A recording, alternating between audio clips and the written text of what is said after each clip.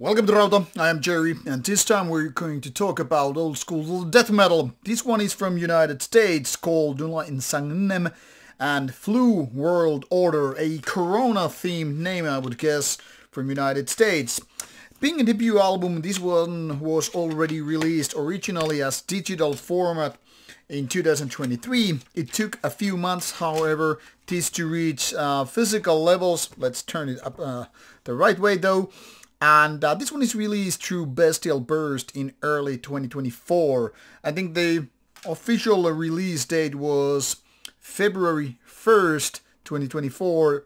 And this is how it looks like. Bestial Burst 2024 release comes with a advertisement flyer, and here is the album cover.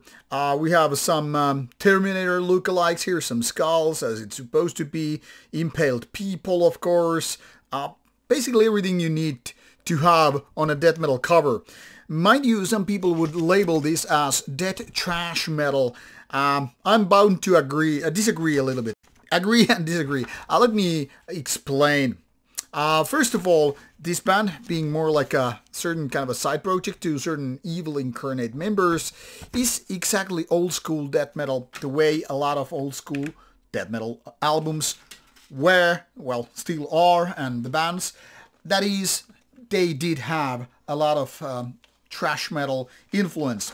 We're still having a lot of debate every year, I mean, whether, Possessed was death trash or was it just first death metal band to begin with. Let's be honest about it. Whether you listen to old Morbid Angel or Possessed, Death and Beyond, everything from 1980s from United States, basically in the world of death metal is based more or less or having certain similarities with thrash metal. Now that we have it out of the way, we can start debating whether this is death trash or just old school death metal. Metal Archives lists this one as death trash, and like I said, to be honest, I don't give a damn which way you go. Basically, we're talking about the same thing using just a different pairing of words, and that's pretty much of it. Now, since Flu World Order is the debut album, we have to still understand that this band was started already 2018, so been a few years in the making, and this resulted as Global Bloodbath in 2020 as an EP. So the band didn't start with a full album like unfortunately too many bands do these days. Now when it comes to full album, this is still listed here on Metal Archives as independent, coming from summer 2023, and there is not even mentions of other formats like physical copies and all that stuff. Will be updated later on, and by the time this review comes out, might already be there. So this one comes with 7 tracks and 46 minutes, and basically what you have here is what I just described. Old school death metal, but not in a fast way, where a lot of bands playing thrash metal especially are more bound to do faster tempo, if not exactly blast beating. Flu World Order is closer to what people would have in albums or bands like Obituary. I mean Obituary in the sense like this is lots of, basically mid-tempo. It's basically like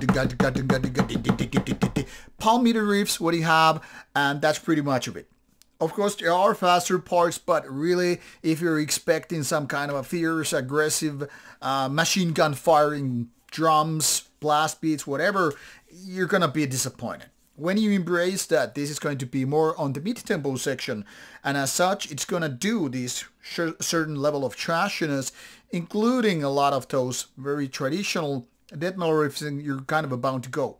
But where this gets weird is that some of the songs like the end track or even the second track, Feed the Dead, they're quite lengthy. 7-10 minutes? Really? Old school death metal. It can really bore you down when you're more like used to having 3, 4, maximum 5 minutes tracks where things go a little bit more simplistic. I mean, we're not talking about technical death metal here. We're not talking about death metal brutality. We're talking about in and out. Few repetition with chorus parts, what have you. 3, 4 riffs. That's what you're supposed to get with this kind of subgenre of things.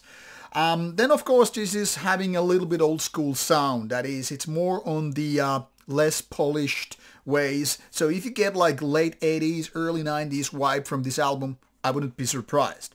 Now, the vocals are a little bit something unusual. I mean, a lot of old school death metal bands, of course, go with the deep, growly ones. Think about like T-Side and the like. Or then in the case of Obituary, more like vomiting out those words, vocal parts in general. Now, this is more like holding back. It's almost like the voice left, but the man stayed. This is a little bit complicated because a lot of people will have like, okay, this needs power. It's not powerful enough for death metal vocals. But of course comes with matters of taste and all. Some people will probably just like, wow, I don't get your criticism. These are great.